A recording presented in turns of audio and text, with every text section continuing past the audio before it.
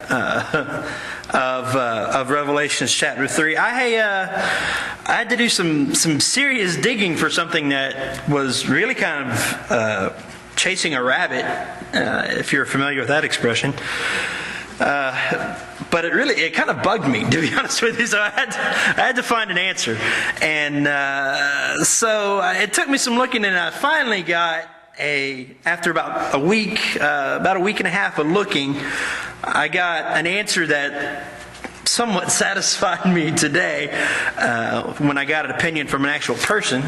But anyway, but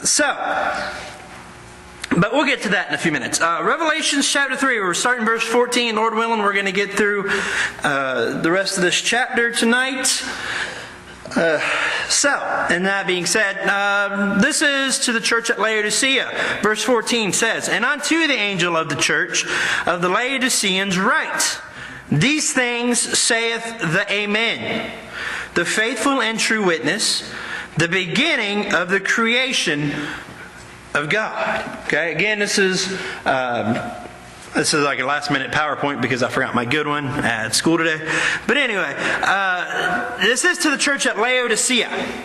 Laodicea is probably the wealthiest city that we've talked about.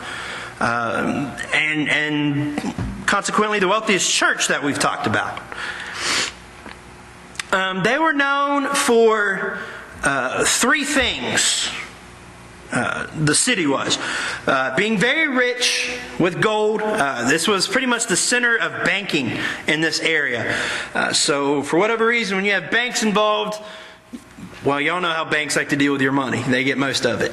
So because there was a lot of banks, there was a lot of rich, wealthy individuals. They were also known for a very rare, very nice black wool. Okay, that they used to make clothes and stuff out of. They were also known for a school of medicine.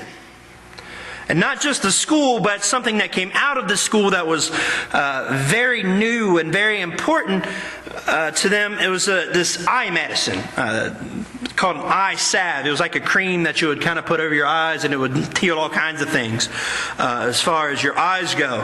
So that's going to begin very important when we get to later verses in this section here of Laodicea. This, like Philadelphia and Sardis, was destroyed, or at least partially destroyed, by an earthquake. So they did have the same type of issues that those other two churches were facing with that. But the reason that God compares this church to what we're going to talk about in the next verse is the only source of water for the church at Laodicea was from the hills. I don't remember which direction they were. I didn't write it down for whatever reason. I believe it was a little further north. And it took a 6-mile aqueduct to get the water from those mountains to the city. That's a long way. Okay? Especially then. 6 miles doesn't seem like much now. But you think if water is 6 miles away, that's a pretty good distance for water to have to travel through a system of concrete blocks, basically, what an aqueduct is. So it was kind of cool water when it came out of the mountains. Most of you, maybe not most of you, but some of you have had that cool mountain water. You know how you get it out of the ground and it's like already cold and it's like you got it out of the fridge. So it was that when it started, but by the time it got to traveling 6 miles of aqueduct, it was lukewarm. Okay, that becomes very important when we start talking about here in the next verse. Big center for Greek gods and Jews. Here is what I had to go looking for. Okay, one other place in the Bible do we see the church at Laodicea mentioned, and we won't turn there and take time to read it. But Colossians 14:16. Paul is writing a letter to the church at Colossae, and he instructs the leaders of that church to read that letter to that church, but also to send that letter on to Laodicea so it can be read there. And this is what just kind of was new to me and I had to go searching for it.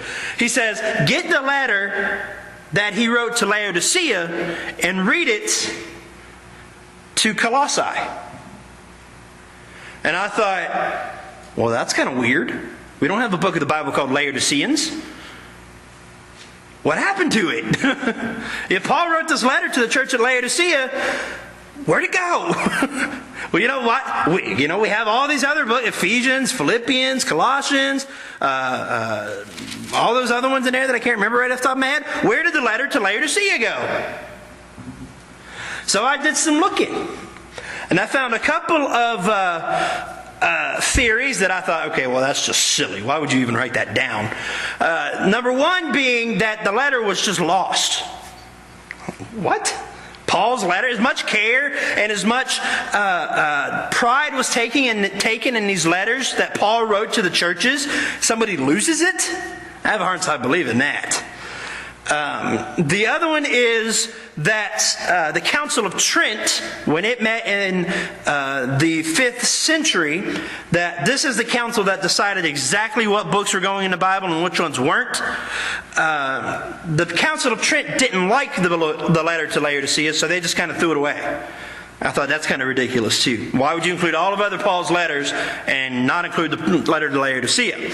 So, I did some looking and found a couple of other ones. But it wasn't until I called a pastor individual that I know, who knows infinitely more about the Bible than I do. I call him Dad. And he answered the question for me. He gave me a couple of ideas. He didn't really know for sure. Nobody does. Exactly what letter Paul was referring to, but he gave me a couple of ideas. Number one is the book of Philemon that Paul wrote to a man named Philemon. He was one of the leaders of the church at Laodicea. So Paul may have been referring to his letter to Philemon, because if you read the first few verses there of Philemon, you'll see that, yes, it is a personal letter of sorts to Philemon, but Paul instructs him to read the whole letter to his church. Okay? So I thought that was a pretty neat idea. And the other one I thought was, that he had mentioned, and I think is a neat idea, is that after Paul died, all of his letters and writings were collected and kind of published as a book on their own. They really didn't know that it was going to eventually be included in the Bible. But it was included in a book called, well, we don't know really what it was called, but it was all the letters and writings of Paul.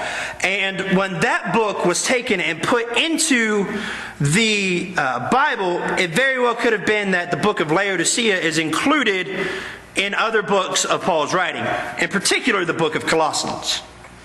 So I thought that was a pretty neat idea. So one of those two, maybe something else, we don't know. But again, that's kind of chasing the rabbits. That really didn't have anything to do with this. But that's something I had to find out, because I had never heard that Paul wrote a letter to the Laodiceans. So I learned something, and I had to chase the rabbit until I caught it. But anyway, back to verse 14. Christ refers to himself as the Amen. Now, when we say amen, what does that mean? It means that what we just said is true. It means it's right. It means it's done. It also could be saying so be it, meaning that this is the end of it. This is the truth. This is it. There's no more after this. So when Christ says, I am the Amen, he's saying that he is it. There's nothing else. There's nothing to pass Christ. He is it. He is the one and true. Why do we say that? Because he goes on to again explain himself as the faithful and true witness. Now, why does Christ call himself here the faithful and true witness? Basically, because the church at Laodicea was neither faithful or true. So he was kind of saying, yeah, you're this, or I'm this, rather, you're not. Get back to being in line. And we'll see how that plays out in the next few verses.